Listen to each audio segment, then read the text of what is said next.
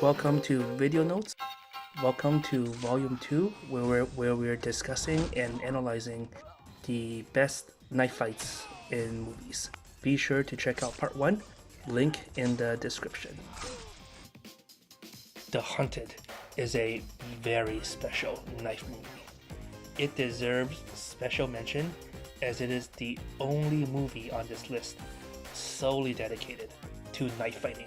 All the other movies on this list has knife fighters or people fighting with knives or lots of knife fight scenes. But The Hunted is the only movie on this list solely dedicated to the craft of knife fighting.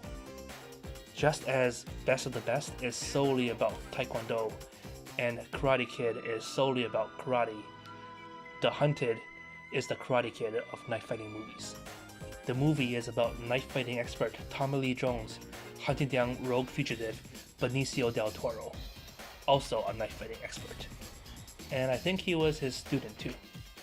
I just love movies about Tommy Lee Jones hunting people. This movie joins Double Jeopardy, US Marshals, and No Country for Old Men for movies about Tommy Lee Jones spending the entire movie tracking down and chasing someone. I love it. You know, I feel like there's another movie I'm forgetting. Is there? This movie also sees Tommy Lee Jones make a return to knife fighting glory since his fight against piece of shit Steven Seagal. Just as in Dune, Benicio del Toro trained extensively in Filipino Kali for this movie. As for the knife fighting, it's a lot slower than many of the other knife fights on this list, and it's a lot more close quarters grappling focused. For most of the fight, the characters are always grabbing onto each other, blocking the use of an arm and vying for control and dominance. The Hunted also gets special bonus points, as it's the only movie on this list where we see knife birth. We actually get to see the character make and assemble the knife they fight with in the movie. We actually get to see a knife go from stone to blade to being used to stab someone in the face. It's the circle of knife.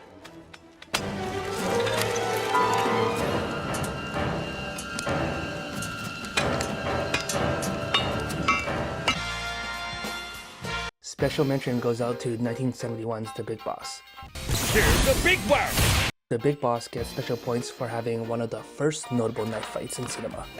Bruce Lee is a pioneer in a lot of things, and his knife fight in this movie always stood out to me. This was a really great knife fight for its time. Even in 1971, Bruce Lee knew holding a knife in ice pick grip looked fucking sick. For comparison, here's how knife fights looked like before.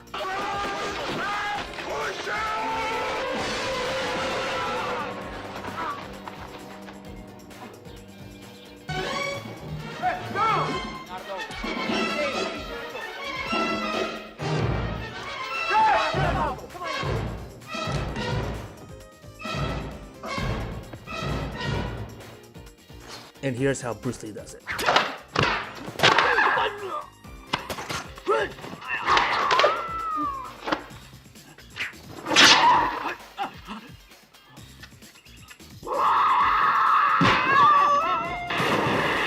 When Bruce Lee came to the scene, he changed the world of martial arts action scenes forever and showed the world exactly how to shoot close quarters action and just how great it can look.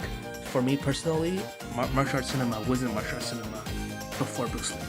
I dismiss any martial arts action scene before Bruce Lee.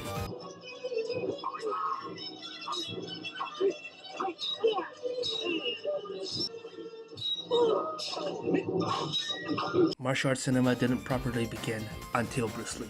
He is the genesis. Bruce Lee is always depicted with nunchucks in media and video games.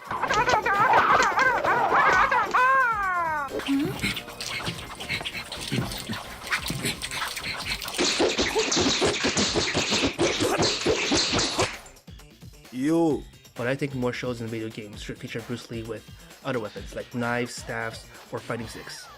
Literally any weapon Bruce Lee touches, he makes it iconic. Bruce Lee grabbing Jackie Chan's neck was all it took to make him a superstar, not to mention Sammo.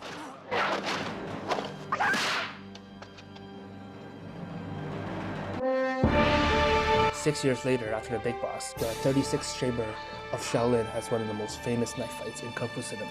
It showcases Wing Chun butterfly knives against an arsenal of different weapons. It's a 70s movie, so unlike in Bruce Lee movies, they move very, very slow.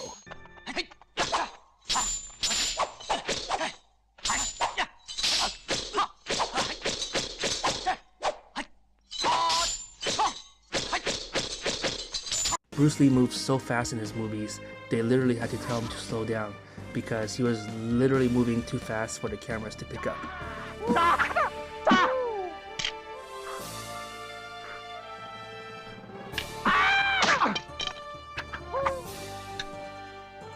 Whereas, for some reason, after Bruce Lee, most 70s Kung Fu movies look like this. Like they were purposely moving in slow motion.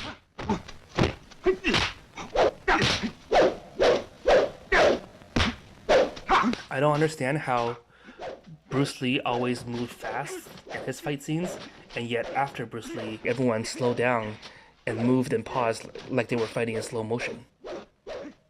Thankfully, around the 80s, like 1982, 83, they started moving fast in Kung Fu movies again. They finally caught on that, hey, moving fast looks super cool. Like this.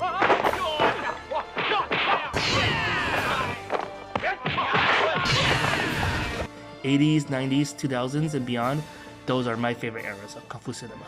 Don't get me wrong, there are some 70s and early 80s movies I absolutely love.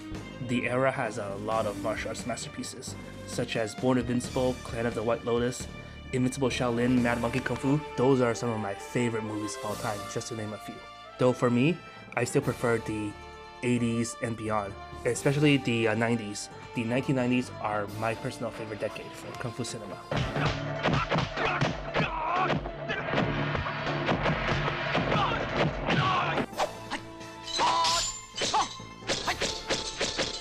Speaking of butterfly knives, they are also used by the titular Wing Chun in the 1994 Wing Chun biopic of the same name, directed by Yuan Wuping.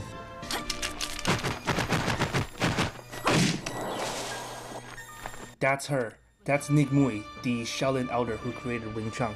She taught it to Wing Chun, played by Michelle Yeoh, and Wing Chun will go on to be named after her. So, how it goes is Nick Mui was the inventor of the style, but the style was named after her student, Wing Chun. And according to legends, Wing Chun's husband, seen here played by Donnie Yen, would go on to popularize the style and name it after his beloved wife.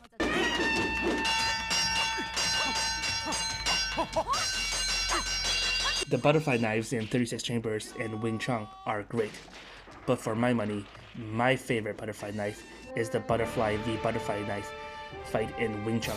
In Wing Chun 3, no, in Ip Man 3. Also Yuan Wuping direct.